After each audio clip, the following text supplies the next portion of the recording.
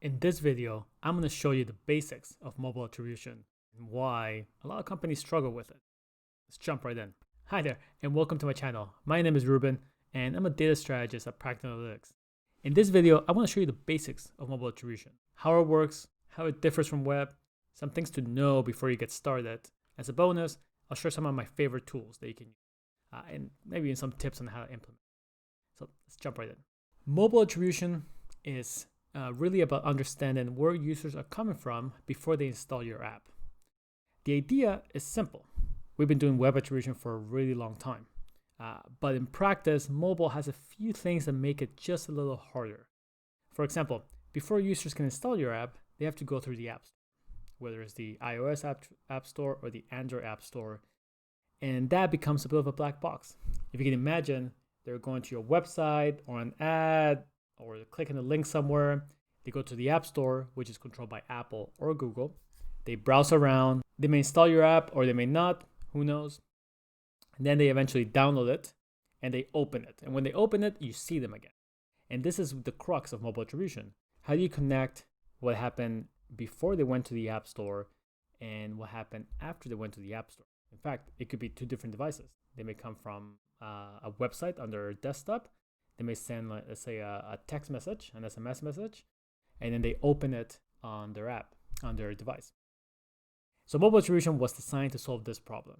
And the mobile attribution providers, which you're almost guaranteed to be using, the way they solved that is they created an attribution model. So they have a lot of different identifiers to sort out users. So for someone like myself, they might know, the ID of my device, Google Pixel phone. They might know the IP addresses I commonly use, like my home, my office. They might know my location, Vancouver, Canada, and a few other things.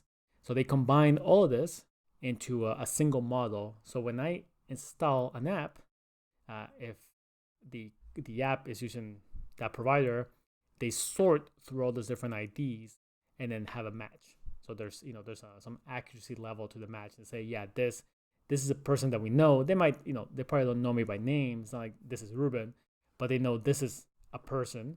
And we have all those different points that represent this person. If you think about web, on the other hand, let me jump right in here. If you think about web, web is really fundamentally done through UTMs. So they come from the Urchin product, which will eventually become Google Analytics.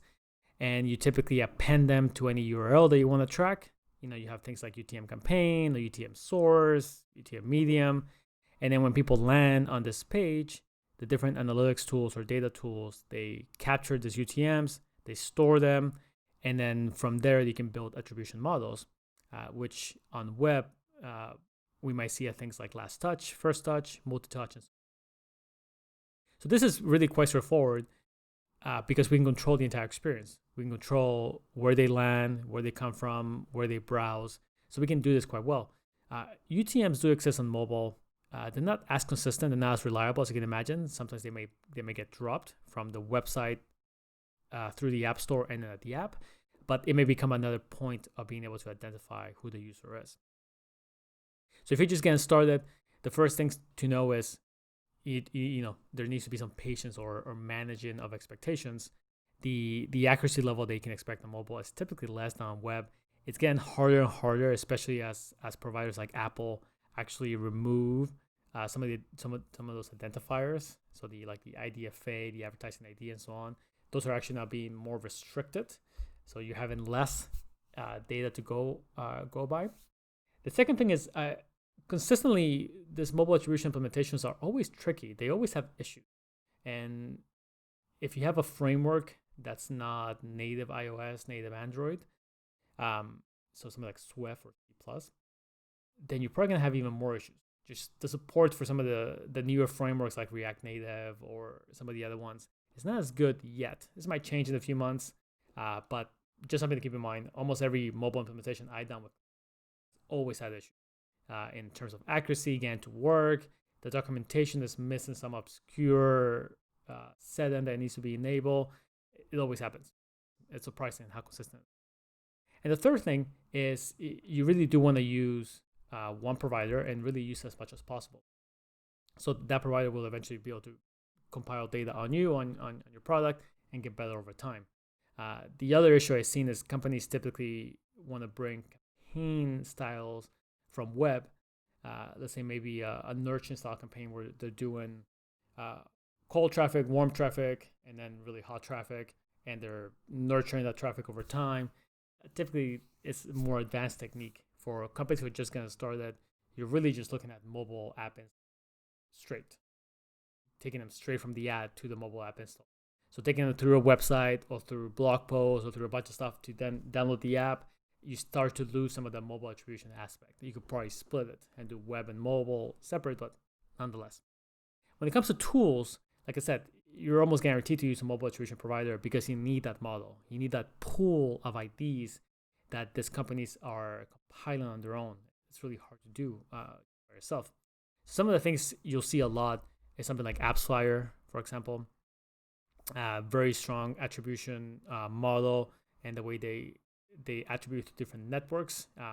A lot of the spending on mobile, as you can imagine, goes to Google and Facebook. I think about 70%. But there's still a lot of spending that goes to very specific networks.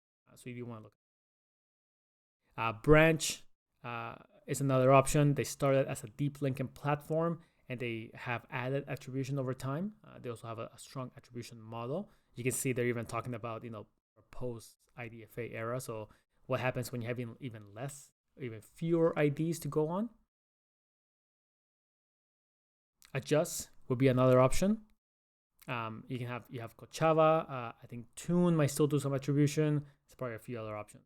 So when looking at tools, and some of my favorite tools are really AppsFlyer and Branch are typically my go-to. But when looking at tools, you want to look at how strong the attribution model is.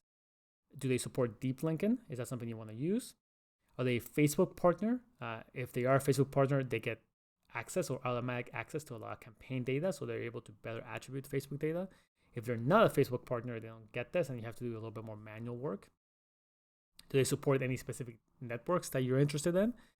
So Facebook and Google will be there in some form. Again, they might not be a Facebook partner, but they'll have some support.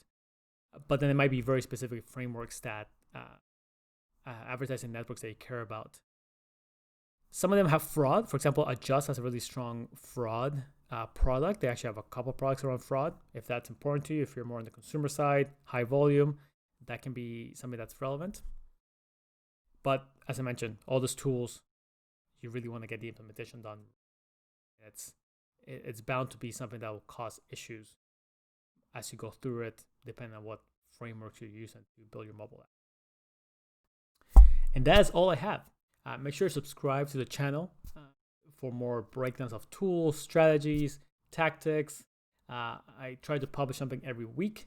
It would be great if you could like this video. Look for that like button down below. And leave me a comment. Let me know what are some of the questions or things that you have learned about mobile attribution that you would love to share or even just ask. And I'll do my best. Until next time, talk soon.